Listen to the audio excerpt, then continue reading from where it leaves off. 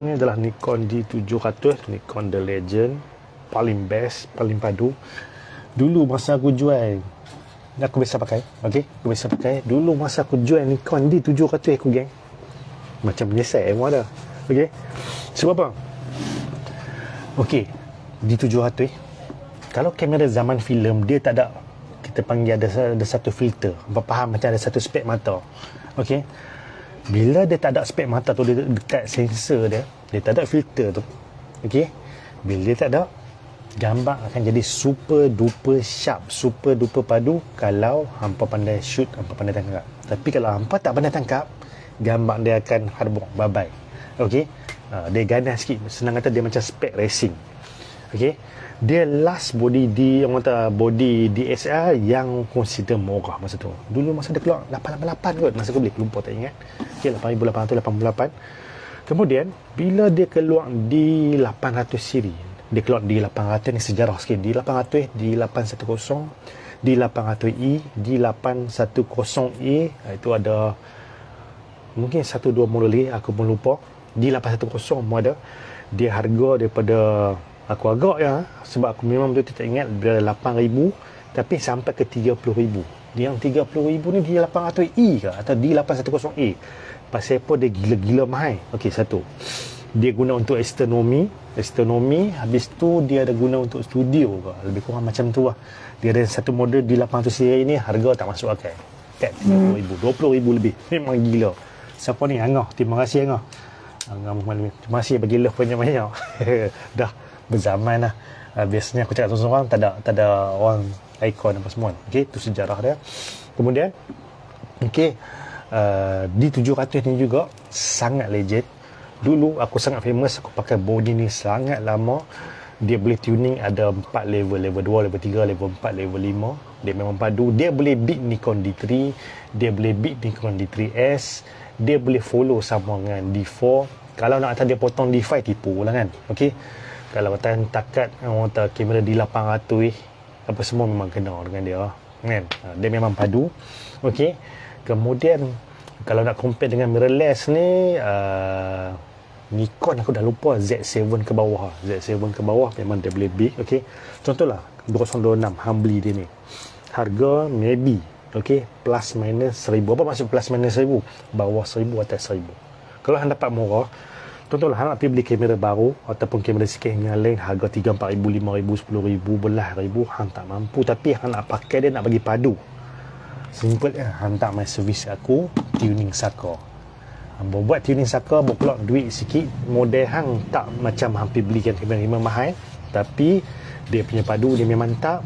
Hang boleh follow, hang boleh potong kamera-kamera zaman lah. Mau tak mau, yang tu saja. Tanya dia yang mau tak mau, hang sanggup willing untuk hantar dan spend duit sikit, insyaAllah boleh buat. Macam nak dia nanti kontak aku, senang lah. Okay, bila sembang-sembang aku lupa, aku dah kena review body ni.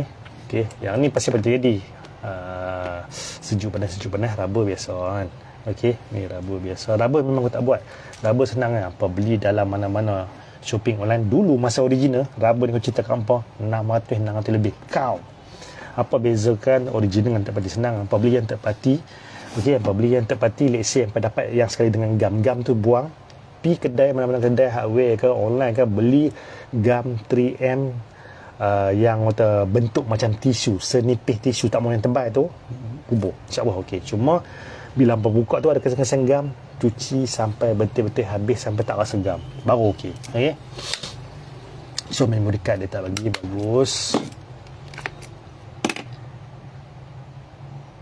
Sekali buka nampak normal. Okey, tak tahu apa isu dia. Surat cinta tak ada. Itu yang kadang-kadang aku suruh orang customer sediakan surat cinta. Contoh abang, kamera saya tak boleh on, kamera saya bila shoot error macam ni, tulislah apa pun, at least aku tahu problem apa. Kalau tak ni aku kena buka WhatsApp balik lah, ada power, boleh on, keluar ni apa semua. Okey, aku tak mau tekan apa, so far nampak boleh on lah. Okey, menu boleh masuk. Okey, menu dia memang boleh masuk apa semua. So aku tak sure, mungkin dia hantar servis saja ke apa, tak tahu macam mana. Jadi orang kata aku dah cerita pasal tu. Okey, aku dah review. Okey, kalau condition body ni belakang getah tak ada lah.